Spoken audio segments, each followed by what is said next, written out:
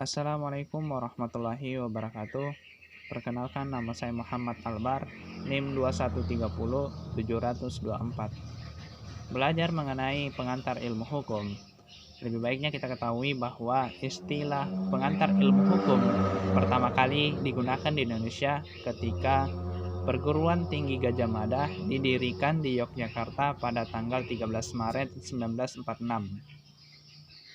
Istilah ini merupakan terjemahan langsung dari mata kuliah In Leading to the Rechtswetenschap yang diberikan kepada sekolah-sekolah tinggi di Batavia pada zaman Hindia Belanda yang didirikan pada tahun 1924. Nah, sebetulnya istilah pengantar ilmu hukum ini sudah ada di Undang-Undang Sekolah Tinggi Hukum Negeri Belanda yang dimana menggantikan istilah dari yang berasal istilah dari Jerman. Jadi istilah dari Jerman digantikan oleh Belanda. Nah, selanjutnya pengantar ilmu hukum ini ikut digunakan di perguruan tinggi di Indonesia. Pengantar ilmu hukum ini adalah mata kuliah pengantar. Artinya mata kuliah ini memberikan kita atau memberikan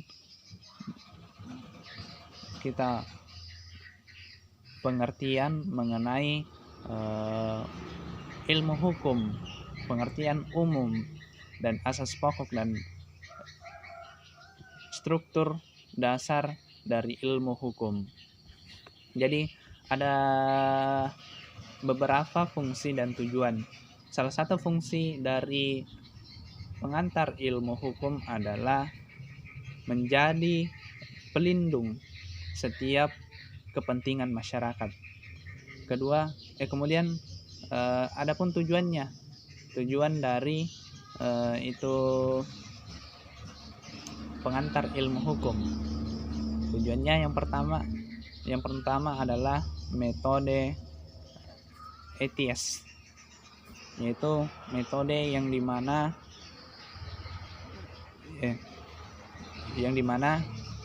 memberikan keadilan kepada seluruh masyarakat. Yang kedua, utilitas, artinya memberikan manfaat kepada seluruh masyarakat. Nah, adapun metode yang harus kita gunakan dalam mempelajari ilmu hukum. Pertama adalah metode ideal, yaitu metode ini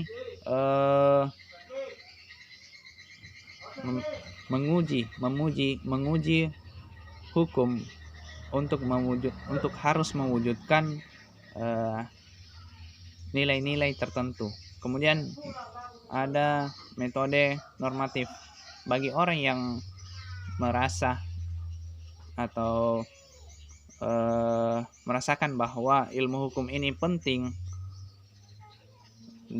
dalam peraturan-peraturan yang abstrak, maka dia harus berpandangan bahwa hukum merupakan peraturan yang otonom.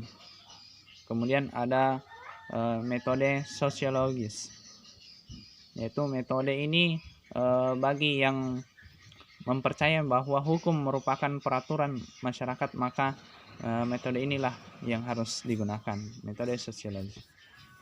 Selanjutnya di RPS yang saya pelajari kemudian adalah sumber ilmu hukum. Jadi sumber ilmu hukum ini adalah asal-usul hukum, aturan yang mengikat, yang memungkinkan setiap negara bagian untuk mengatur wilayah. Ada dua macam sumber ilmu hukum. Pertama adalah material dan formil. Material ini adalah tempat dari mana isi ilmu hukum diambil. Kemudian salah satunya yaitu KUHP. Kemudian formil adalah tempat dari mana diambilnya ilmu hukum, sumber ilmu hukum dengan cara melihat bentuknya.